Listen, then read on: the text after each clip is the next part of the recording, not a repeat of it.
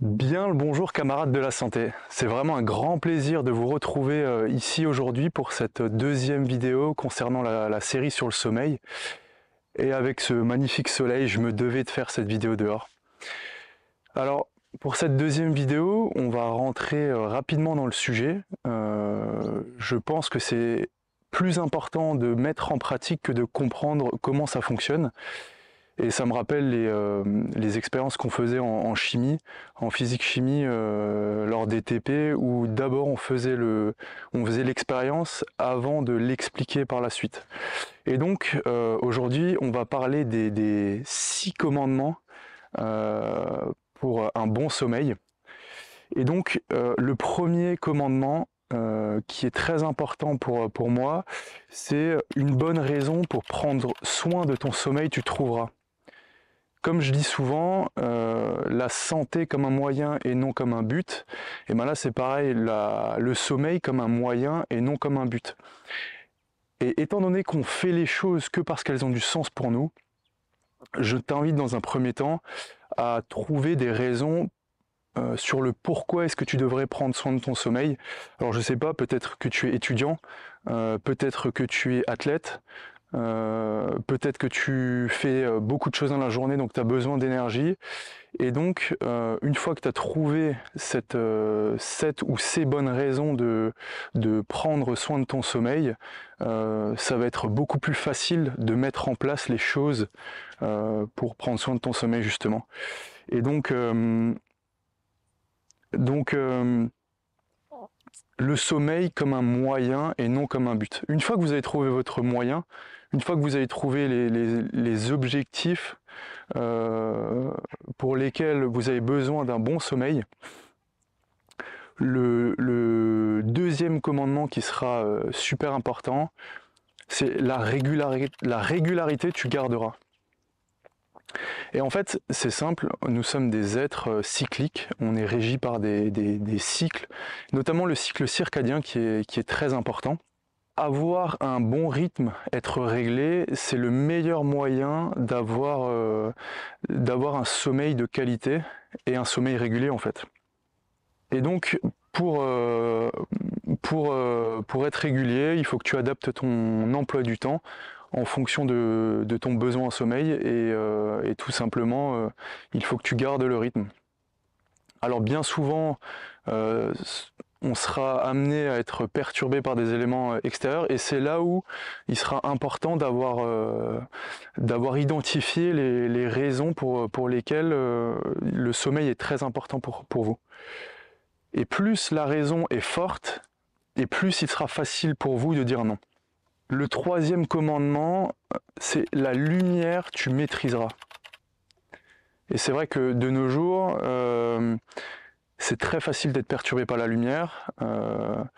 Notre rythme circadien est synchronisé par la lumière notamment. C'est le plus gros synchronisateur de notre rythme circadien. Et donc l'important, dès le lever, de s'exposer rapidement à la lumière du soleil, 5 à 10 minutes dehors. Et même s'il y a des nuages, il faut que s'exposer un peu plus longtemps. Et en fait, cette exposition, elle va nous permettre de lancer le chrono jusqu'à ce qu'on arrive au sommeil. Et donc, par exemple, le matin, évitez de mettre des lunettes de soleil aux premières luées du jour, puisque les lunettes de soleil vont venir perturber et donner un message erroné à notre cerveau qui croit qu'il fait encore sombre. Et l'importance de s'exposer régulièrement dans la journée au soleil, à la lumière du jour, et le soir aussi, l'idéal ce serait de voir le coucher de soleil. Une fois que le soleil est couché, on a tendance à rester sur nos écrans. Je sais pas, je pense aux étudiants qui travaillent sur leur ordinateur ou les gens qui regardent la télé après le travail. Et ça va être hyper important de se protéger de cette lumière bleue pour pouvoir avoir un endormissement de qualité. Parce qu'en fait, comme on le verra dans les épisodes suivants, où on va rentrer plus en détail dans la structure du sommeil, etc., la lumière bleue va venir perturber la sécrétion de mélatonine et la retarder. Et la mélatonine, c'est l'hormone de l'endormissement. Et donc, il y a des outils, des techniques qui vont nous aider à éviter d'être perturbés par cette lumière bleue, notamment les lumières anti-lumière bleue qu'on peut mettre 2 heures avant d'aller au lit. Et je vais vous montrer aussi sur le téléphone, sur l'iPhone, on peut programmer l'écran pour qu'il soit rouge et donc éviter d'être perturbé par la lumière bleue.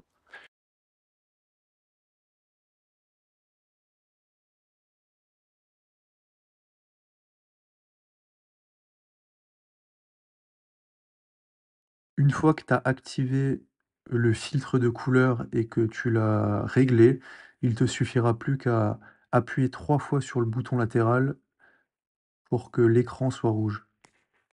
On a aussi des applications sur l'ordinateur, moi notamment sur Mac, j'ai Flux, je vous montrerai comment mettre ça en place, je vous mettrai même le lien dans la description. Et donc, ce sera hyper important de maîtriser cette lumière-là. Et il y a notamment une recherche qui a été menée dans une équipe de soins intensifs chez les nouveau-nés, dans le service néonatal, où ils ont mis en place un changement de luminosité en mettant pendant la journée une lumière tamisée. Et pendant la nuit, ils ont essayé d'être le plus noir possible en coupant les lumières et les petites lumières. Et il y a une observation d'amélioration de 50 à 60% de la prise de poids dans ce service de néonatalité chez les nouveau-nés. Voilà. Et en plus de ça, il y a une augmentation de la saturation d'oxygène chez ces bébés-là. Et donc ils ont pu quitter l'hôpital 5 semaines plus tôt. C'était dans un service de prématurés. Il y a une autre étude qui a montré que l'utilisation de l'écran à LED bleu, donc notamment l'iPad par exemple, même 2 heures avant le coucher, bloque l'augmentation habituelle de la mélatonine, cette hormone donc de l'endormissement. Et donc il y a eu 2 groupes, ils ont mis un groupe où les gens lisaient à l'iPad et un deuxième groupe où les gens lisaient un livre. Et donc les gens, aléatoirement, les groupes lisaient à l'iPad ou au livre, et ils ont montré que dans le groupe à l'iPad, la libération de mélatonine est diminuée de moitié, donc la concentration, le pic est diminué de moitié, et ça décale l'augmentation jusqu'à 3 heures par rapport à l'augmentation naturelle chez les individus qui lisaient un livre. Donc le pic est divisé de moitié et il est décalé de 3 heures. Et donc ça va avoir un énorme impact sur l'endormissement et la qualité du sommeil. Voilà par exemple pour ce qui est de la lumière. Le 4e commandement, c'est la température, tu contrôleras. En effet, la mélatonine, non seulement elle va être contrôlée par la diminution de la luminosité, et en plus de ça, elle va être contrôlée par la diminution de la température. Donc le corps, il a besoin de se refroidir pour s'endormir. Ça va être un des signaux du corps pour le sommeil. Et donc l'importance de contrôler la température dans la chambre, par exemple, où la température idéale est de 18 degrés. C'est notamment pour ça qu'on a du mal à aller au lit l'été et à s'endormir, parce que justement il fait hyper chaud dans la chambre. Alors pour ça, il y a plusieurs techniques, on va dire. Et il y en a une que j'affectionne tout particulièrement, ça va être de prendre une douche chaude avant d'aller au lit, une demi-heure avant d'aller au lit, et en fait ça va permettre un meilleur refroidissement par les extrémités, par les mains, les jambes et la tête. En prenant une douche chaude, on va dilater les extrémités, le système veineux périphérique, et en fait le sang il va affluer dans cette périphérie-là, et donc l'échange entre le sang et la peau et l'extérieur sera beaucoup plus facile. Le 5e commandement, c'est la décélération, tu appliqueras. Ça va être notamment hyper important pour se calmer en fait. Parce qu'en fait, plus on va être excité au moment du sommeil, et plus ça va être compliqué de s'endormir. On a tous un jour expérimenté l'excitation d'un voyage à la veille duquel on n'arrivait pas à dormir. Et en fait, ça s'explique tout simplement parce que l'excitation va nous empêcher d'aller au lit. Et donc l'idée, c'est de préparer une routine de sommeil. Alors ça peut être, c'est individualisé évidemment, hein. Ça peut être lire un livre, idéalement au papier, avec une lumière pas trop forte. Ça peut être la respiration, la cohérence cardiaque par exemple, qui va en plus de ça apaiser le système nerveux et stimuler le système nerveux parasympathique. Ça va être de la méditation, écouter un peu de musique mais pas trop excitante justement. Ça peut être plein de trucs, mais l'idée en fait, le principe, c'est de se préparer au coucher et donc de favoriser un état de calme qui va nous permettre d'aller au lit beaucoup plus facilement. J'oubliais pour la lumière, l'importance de la hauteur de la lumière est primordiale. Vaut mieux privilégier les lumières à hauteur des yeux ou même plus bas. En fait, c'est tout ce qui va venir simuler le coucher de soleil. Donc le soleil, par exemple, pendant la journée, il va être super haut. Et le soir et le matin, il va être à hauteur de l'horizon. Et donc cette hauteur de lumière va être autant importante que l'intensité de celle-ci. Voilà, donc on a vu le premier commandement, une bonne raison pour prendre soin de ton sommeil, tu trouveras.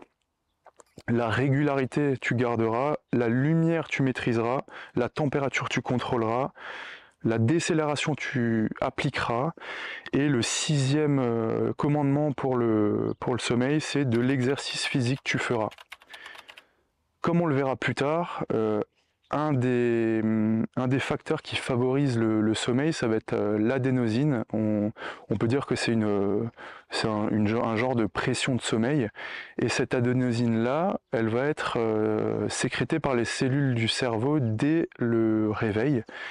Et donc au fur et à mesure de la journée, la concentration d'adénosine va augmenter et c'est ce qui va nous donner cette sensation de fatigue. Et c'est notamment la caféine qui va jouer sur les récepteurs de l'adénosine. Et donc l'exercice physique, elle va créer une sorte de bonne fatigue. Et on a tous expérimenté, j'imagine, une journée où on n'a pas vraiment fait grand-chose et on a du mal à aller au lit. Alors que contrairement à une journée où on a fait de l'exercice physique, où on aura plus facilement tendance à aller au lit et à s'endormir. Je pense notamment à mes jours où je faisais de la randonnée, où je marchais toute la journée. Le soir, à 7 heures, j'étais au lit et j'étais éclaté. Donc l'importance de l'exercice physique. Et c'est vrai que de nos jours, notre emploi du temps nous permet peut-être pas forcément de faire de l'exercice physique dans l'après-midi, mais on a tendance à le faire le soir. Alors ça va être un peu problématique parce que on va être excité encore pendant la soirée après le sport. Et donc il y a plein de techniques, notamment je pense à la cohérence cardiaque, qui va être importante pour calmer le système après une séance de sport, juste avant d'aller au lit. Moi j'ai mes entraînements de jiu-jitsu brésilien qui sont de 20h30 à 22h30 et c'est vrai que je peux pas ne pas y aller pour protéger entre guillemets mon sommeil. Et donc à la suite de l'entraînement, je vais faire 5 minutes de cohérence cardiaque pour me calmer et ensuite j'ai une demi-heure de route et pendant cette demi-heure de route, je vais soit écouter de la musique calmante ou soit ne pas écouter de musique du tout. Et donc voilà, on a les 6 commandements du sommeil qui vont être majeurs et très importants et qu'on va pouvoir facilement mettre en place. Et donc je répète, une bonne raison pour prendre soin de ton sommeil, tu trouveras. La régularité, tu garderas. La lumière, tu maîtriseras. La température, tu contrôleras. La décélération, tu appliqueras. L'exercice physique, tu feras. Et en ayant mis tout ça en place, pendant un certain temps, vous allez observer une amélioration du sommeil. Alors c'est pas facile du tout. Au contraire, ça va être très dur puisque on va dire que de nos jours, on est tout le temps dans le bruit, donc on a du mal à être dans le calme. On va être tout le temps stimulé par l'extérieur, les écrans, etc. D'où l'importance de trouver des bonnes raisons pour faire face justement à ces facilités et ces éléments perturbateurs. Voilà à peu près où je voulais en venir pour cette vidéo qui s'avère très pratico-pratique. Et à partir de là, dans les prochaines vidéos, on va rentrer dans le vif du sujet et commencer à décrire le sommeil, à comprendre comment est-ce que le sommeil fonctionne, et ensuite à spécifier un peu tout ça en parlant de sommeil et santé un peu plus profondément, de sommeil et performance. On va parler de sieste, on va parler d'anatomie du sommeil, de comment est-ce que ça fonctionne. Enfin bref, je vais vraiment essayer de couvrir tout le sujet. Ça va prendre un peu de temps, mais je trouve que le sommeil est très important. Et en fait, l'intérêt de tout ça, ça va nous permettre d'apporter du sens justement à l'importance du sommeil, même si on sait qu'aujourd'hui, on sait que le sommeil est important. Mais en allant plus dans la spécificité, ça va donner encore plus d'impact sur les choses qu'on veut mettre en place. Voilà. Je vous invite à laisser des commentaires, à vous abonner à la chaîne YouTube parce que c'est que le début, et je vous invite aussi à aller regarder la première vidéo où je détaille un peu plus les bonnes raisons de s'intéresser à son sommeil, et je vous dis à la prochaine. Merci de m'avoir écouté, ciao.